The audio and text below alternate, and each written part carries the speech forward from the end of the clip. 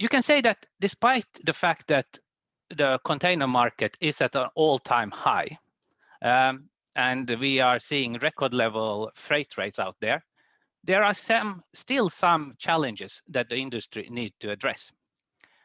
The main one is probably around sustainability and the need to reduce greenhouse gas emissions.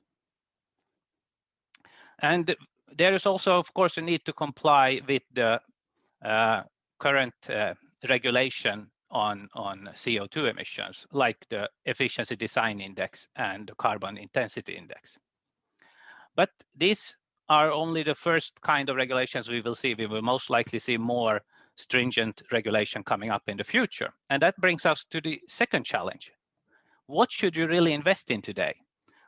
What kind of asset should you buy that is competitive in today's market, but will still be relevant and able to comply with the future demand that a ship will likely meet during its lifetime? And of course, in times like this, when all container capacity is needed, it's important that reliability is there and the ships keeps running without interruption. So reliability is also a challenge. And even though the cost is coming in and the revenues are high, there is a fierce competition out there. So cost is always of importance, and a need to cut cost will always be needed.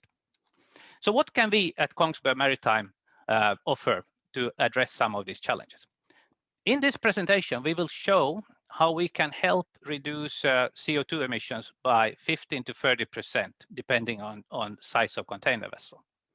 We will also present our approach to future-proofing a container vessel, something that is competitive in today's market, but can evolve with time and meet the demand for low emission and low carbon fuels. And while we reduce emissions, we will also show how we can help the owner to reduce some of the operating cost, especially fuel cost. We at Kongsberg, we have a very extensive portfolio of products suitable for the container industry. In this webinar, we do not really have time to go through all of them, but just to give you a very brief overview of the different things we have out there. We have pretty much every kind of automation control system you can think of. And also, of course, we have propulsion. We have propeller, we have the propulsion train with the electrical system, including PTO and drives. Then we have the steering gear and other deck machinery like mooring and anchor winches. And as a digital leader in the industry, we also have our own digital platform, Vessel Insight, where we have our own and third-party apps that can help keep the operational efficiency at the top. And all this is supported by our service organization that has got an extensive global service network out there, but we have also developed remote solutions to be able to support our owners without traveling around the world. And all this can be also complemented by extended fleet care service agreement. But the core at our heart is really about system integration.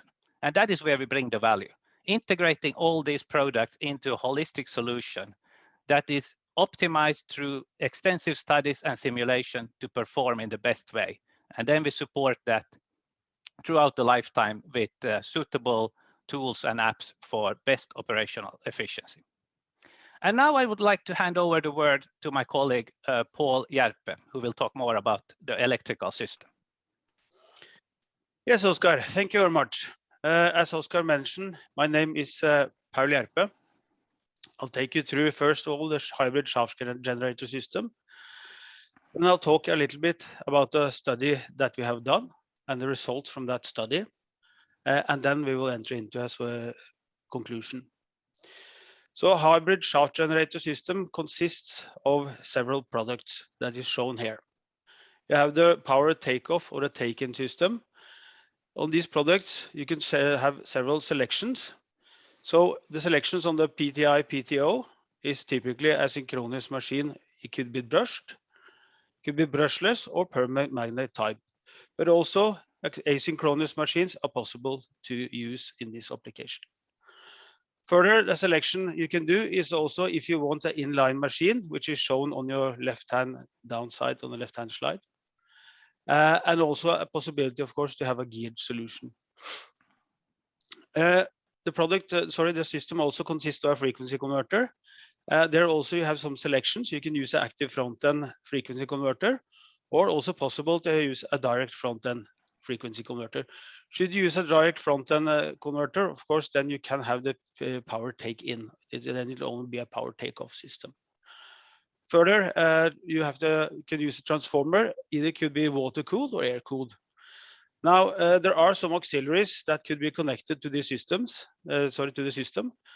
You can have energy storage, which in this case is typically battery or supercapacitors. Since you already have a frequency converter, you can of course also introduce a short connection with a low cost and small change. And of course, it could also be connected, this drive or frequency converter, to also tunnel thruster, DEX machinery, and so forth. Now, these choices that you make here, it really depends on your operation profile, your requirement for CapEx or OPEX. And of course, safety maintainability is also important for what products you should select as a part of your system.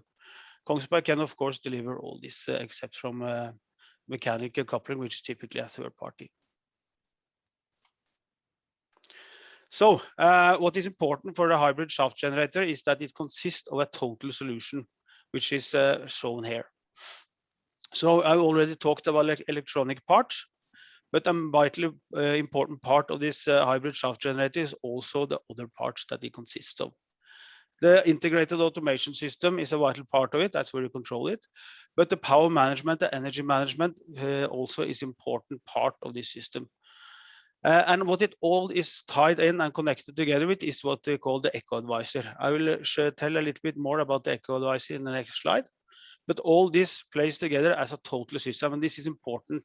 That is a totally set up system that plays all together. Now the EcoAdvisor, that is an application developed from KM side, Kongsberg Maritime side. It consists of a software that is used on board. The software that is used on board is typically kept fairly simple because you don't want to interfere too much with the operation. So it has a fairly simple user interface where you can typically optimize for fuel consumption, maintenance, CO2 emissions, or even safety. While the onshore version is typically more details for the onshore people, like real hardcore savings in CO2 tons or US dollars when you save fuel and so forth. And you can of course do much more thorough analysis with the onshore version. Now the EcoAdvisor is important because as you can see on the left-hand side, it really ties the system together. So you start off with your relevant operation, then the tool goes in and analyzes your operation and your power plant configuration, and then it gives you advice how to operate your system. Then you go into IS or PMS and you set this new system configuration. And then of course, this all go in a circle, which all the time calculates based on your operation, what is the optimum based on what you select, either fuel, maintenance, and so forth.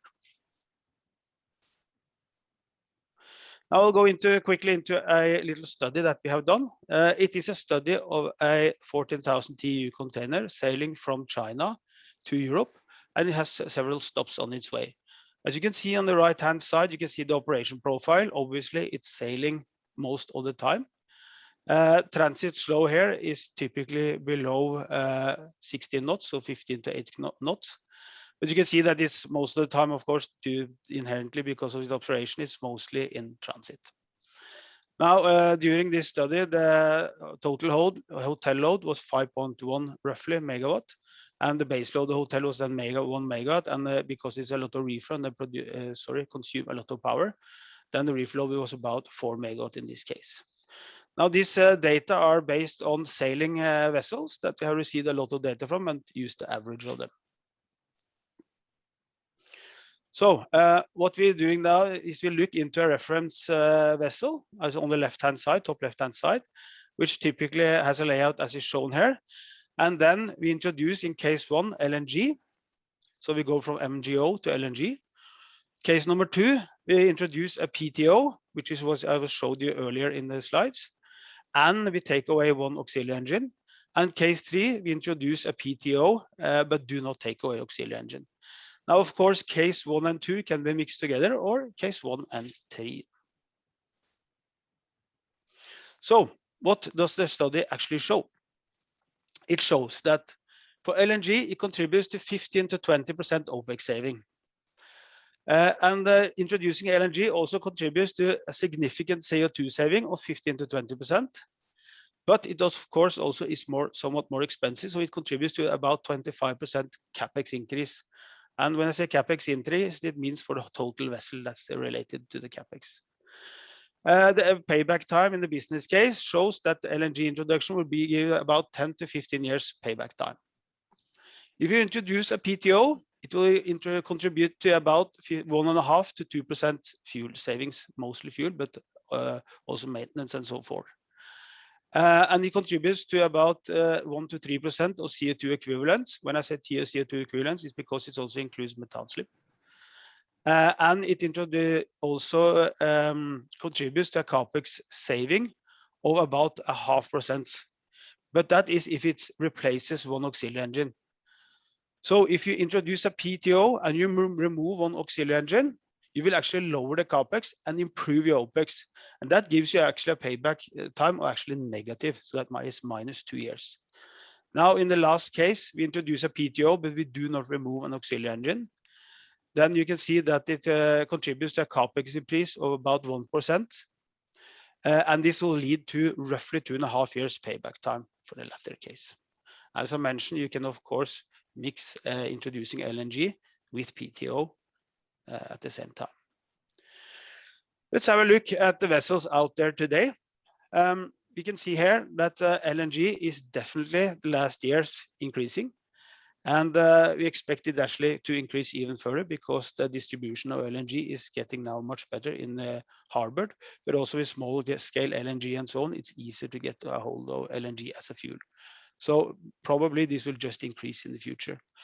But we can see here that the vessel, the container vessel, 8 to 24,000, we are now up at about 30% of them today have a dual fuel 2-stroke engine where you can use LNG. Now let's look at the PTO installations. We can see here that the PTO installation is still fairly low. There could be several reasons for it. It could be price development, which is cheaper these years and so on, but it has been a little bit low the last years. But you can see on the right-hand side that it's definitely something missing in the database here of Clarkson that is used here. We know that there are some PTOs that is in the market and being built today, but still it is surprisingly low. And given the results that we showed, it should actually be used much, much more. So it should be a no-brainer to actually introduce the PTO. Now I will go into to sum up. So if you look into what this introduces, it is a substantial saving when you take energy from the main shaft. That means the 2-stroke engine instead of the 4-stroke engine because it's more efficient. It's a very greener solution because we utilize efficient and low emission power short, which is a 2-stroke engine, and also it lowers the methane slip, specifically if it's a high pressure 2-stroke engine. And given that you have a 2-stroke engine that is already running and you do not use the 4-stroke engine, of course, then you have a massively reduced in running hours of auxiliary engine. This is a major saving. If you cut down, as I showed, the one auxiliary engine and introduce the PTO instead, then you actually have a lower capex. And if you introduce then other interfaces to the drive that is already there, then you can save even more money on your installation. So with this, I'm going to hand you over to Oskar. Please take over, Oskar. Thank you. So now I'm going to continue and discuss a little bit about our approach to future-proofing the container fleet and talk a little bit about the fuel transition that we see coming in front of us. It all starts with the need to reduce greenhouse gas emissions. IMO has set an ambition for greenhouse gas reduction, and this is 50% reduction by the year 2050 for the entire world fleet. We know that the number of vessels is growing, so in reality, this means around a 70% reduction for each individual ship or transport work. And this is such a big CO2 reduction that we cannot really achieve this with efficiency improvements alone. We will need to find a clean energy source, a cleaner fuel. Already, IMO has introduced some measures to reduce CO2 emissions. We have the Energy Efficiency Design Index for new builds. And this year, IMO also ratified the Efficiency Existing Ship Index and the Carbon Intensity Indicator. And this will help to drive down CO2 emissions, but not enough to reach the level of 50% reduction that IMO has set out as the ambition. So we will most likely see additional measures or regulation coming online in the future. Other things we need to achieve this 50% reduction is new fuel, as mentioned earlier. We need low carbon fuels. We cannot continue just with fossil fuels and reduce the emissions. So we need to have this fuel transition. And there is a lot of work going on across the industry to try to develop and explore what is the right fuel for shipping. And most likely there will not be one type of fuel that is suitable for all types of ship. There is not one silver bullet. So we believe that we will see a more diverse fuel palette going forward into the future. Another uncertainty is really the time frame. As mentioned earlier, we need new regulations to really make this fuel transition happen. And these regulations are not yet in place. So it's unknown when the transition will happen, but most people do believe it's coming. When we look at low carbon fuels, I think we have a number of different types of fuel out there, but we also need to really think about how these fuels are produced. There are three main pathways or production methods to achieve low carbon fuels. One is the blue fuel, or where we take fossil fuels and apply carbon capture to the process. This way we can get blue ammonia, blue hydrogen, or blue methane, something like this. But and this could be an economically attractive way of achieving low carbon shipping. But there is a lot of controversy around this, and all people do not think that this is a sustainable method that will drive down the emissions or be environmentally friendly enough. So many people do think that the solution lies with the biofuels or renewable electricity. Renewable electricity or green fuels or power to X, many names for the same thing, is where you take clean electric power and produce hydrogen. This hydrogen can be used directly in the ship or converted to another fuel like ammonia, methanol, or synthetic methane. Then if you want to go down the path of biofuels, you have options like the biodiesel or HVO, or you can go with gas fuels like liquid biogas or biomethanol. So there are many options out there. So what should you really select for container vessels? It's not easy to make an exact prediction yet. There are a few options that, as we see, are more likely. Ammonia is one, and that it can be either blue or green. Blue ammonia might be nice, but as mentioned before, there are some question marks around it, how feasible it is and sustainable. Green ammonia is definitely there, and also synthetic methane as an option on the green fuel side. We do not believe in hydrogen. It's too costly and complex to store the required amount of hydrogen on board container vessels. But nevertheless, I mean, green fuels will be expensive, so we need to accept a higher cost.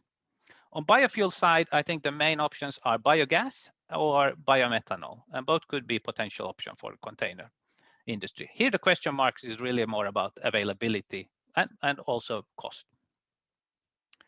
So we know the fuel transition is coming, but we don't know when, and we don't exactly know what will be the best fuel.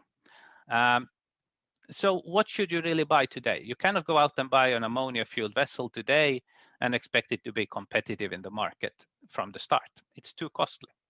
But at the same time, during the lifetime of the ship, there might be a need to shift to low carbon fuels. We also know that there is a strong green agenda. Customers will demand greener transport, but are there enough customers out there who are willing to pay today for clean transport? And there's new technology coming online, making basically that will compete with existing vessels. So we also need to account for tougher competition from more efficient ships in the future. So what should you invest in today's world? We have made kind of an approach to this, and I made a suggestion what a future-proof container vessel could look like. And this is a 2000 TEU container vessel here, a feeder.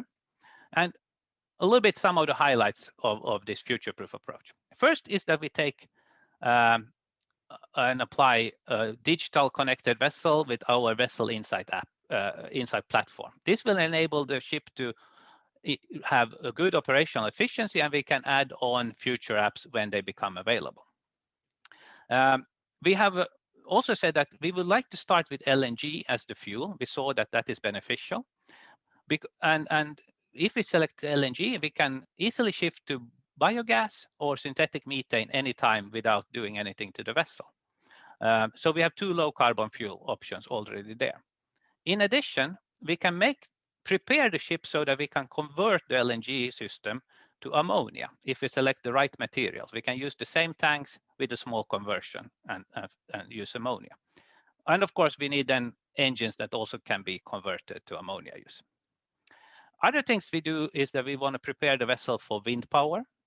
And that means that we want to put on a CP propeller, because a CP propeller can handle the variable thrust for a wind-assisted vessel much better than a fixed pitch.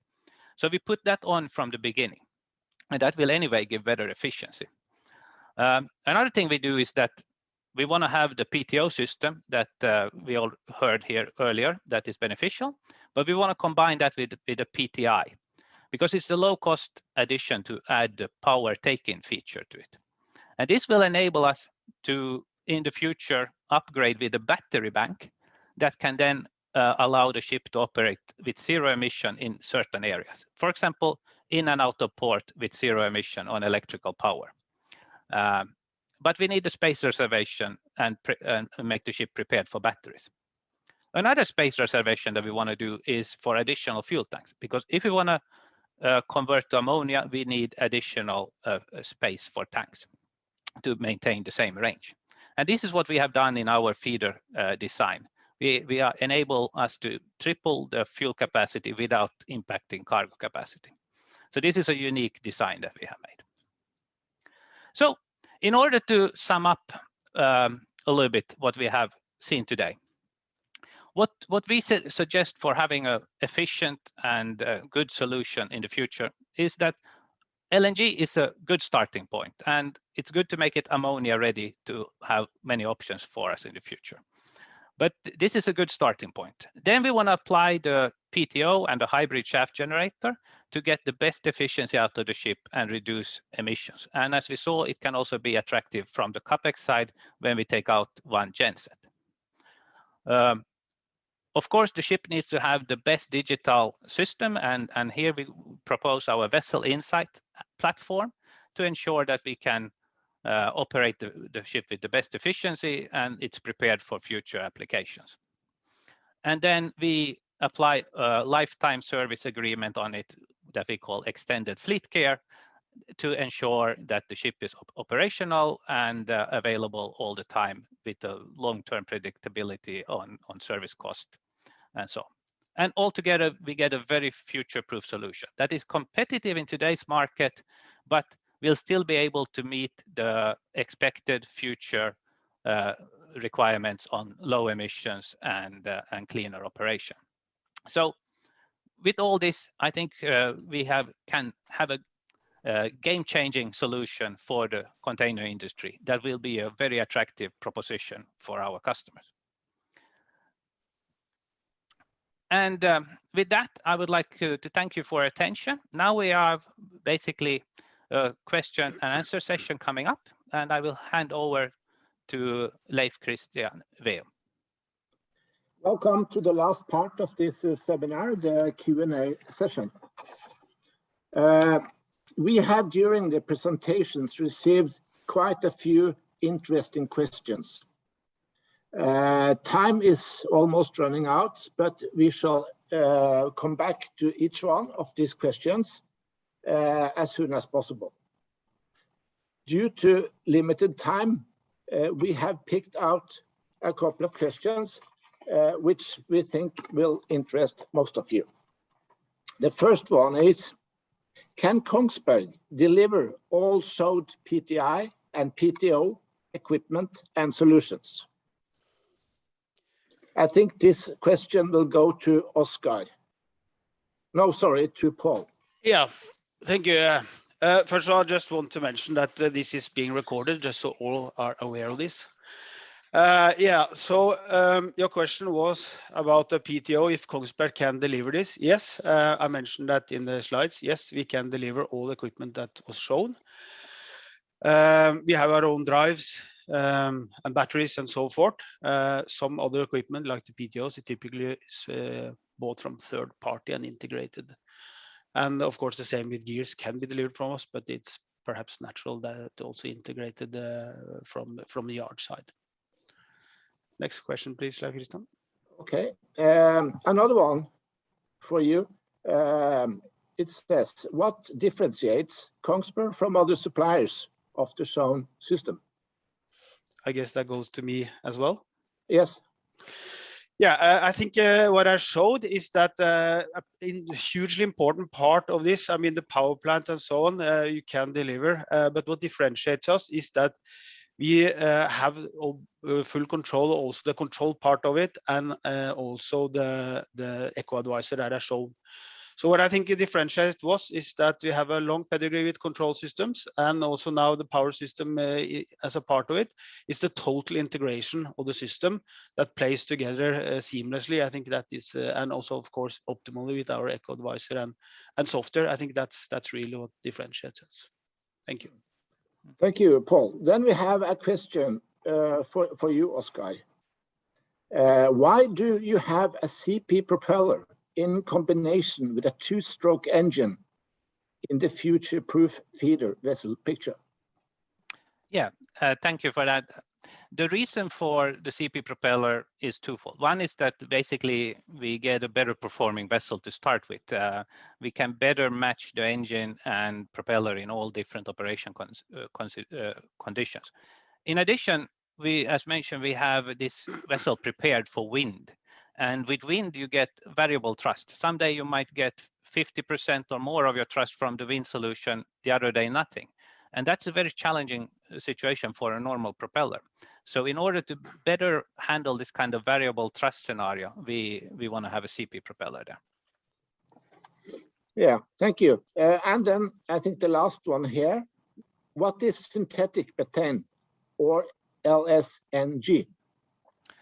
Okay, yeah, thanks. That is basically methane produced from hydrogen. So it's basically, you start with electric power, you produce hydrogen, and that you convert then to methane. And methane is basically the same thing as LNG or natural gas. So it's the same fuel that you already operate on, just produced in a renewable, sustainable way. Yeah, thank you, Oskar.